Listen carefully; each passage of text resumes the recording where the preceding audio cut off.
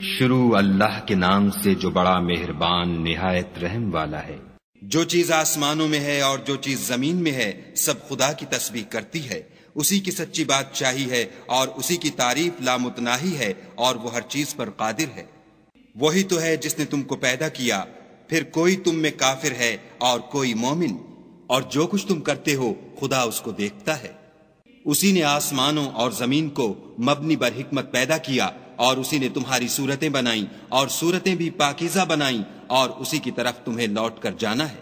جو کچھ آسمانوں اور زمین میں ہے وہ سب جانتا ہے، اور جو کچھ تم چھپا کر کرتے ہو اور جو کھلم کھلا کرتے ہو اس سے بھی آگاہ ہے، اور خدا دل کے بھیدوں سے واقف ہے۔ کیا تم کو ان لوگوں کے حال کی خبر نہیں پہنچی جو پہلے کافر ہوئے تھے تو انہوں نے اپنے کاموں کی سزا کا مزہ چکھ لیا، اور ابھی دکھ دینے والا عذاب اور ہونا ہے۔ یہ اس لیے کہ ان کے پاس پیغمبر کھلی نشانیاں لے کر آتے تو یہ کہتے کہ کیا آدمی ہمارے ہادی بنتے ہیں، تو انہوں نے ان کو نہ مانا اور منہ پھیر لیا، اور خدا نے بھی بے پرواہی کی، اور خدا بے پرواہ اور سزاوار حمد و ثنا ہے۔ جو لوگ کافر ہیں ان کا اعتقاد ہے کہ وہ دوبارہ ہرگز نہیں اٹھائے جائیں گے۔ کہہ دو کہ ہاں ہاں میرے پروردگار کی قسم تم ضرور اٹھائے جاؤ گے، پھر جو جو کام تم کرتے رہے ہو وہ تمہیں بتائے جائیں گے، اور یہ بات خدا کو آسان ہے۔ تو خدا پر اور اس کے رسول پر اور نور قرآن پر جو ہم نے نازل فرمایا ہے ایمان لاؤ، اور خدا تمہارے سب اعمال سے خبردار ہے۔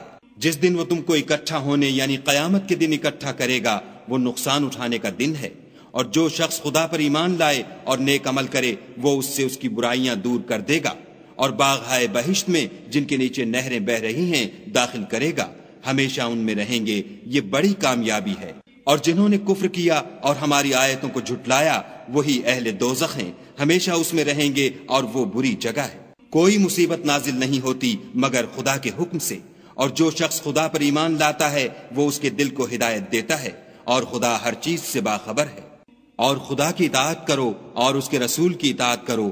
اگر تم منہ پھیر لوگے تو ہمارے پیغمبر کے ذمے تو صرف پیغام کا کھول کھول کر پہنچا دینا ہے۔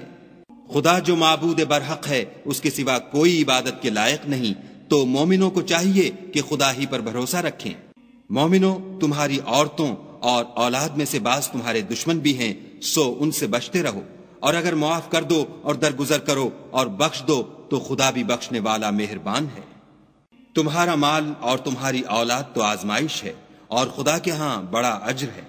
سو جہاں تک ہو سکے خدا سے ڈرو، اور اس کے احکام کو سنو اور اس کے فرما بردار رہو، اور اس کی راہ میں خرچ کرو، یہ تمہارے حق میں بہتر ہے۔ اور جو شخص طبیعت کے بخل سے بچا لیا گیا تو ایسے ہی لوگ راہ پانے والے ہیں۔ اگر تم خدا کو اخلاص اور نیت نیک سے قرض دو گے تو وہ تم کو اس کا 2 چند دے گا، اور تمہارے گناہ بھی معاف کر دے گا، اور خدا قدر شناس اور بردبار ہے، پوشیدہ اور ظاہر کا جاننے والا، غالب اور حکمت والا۔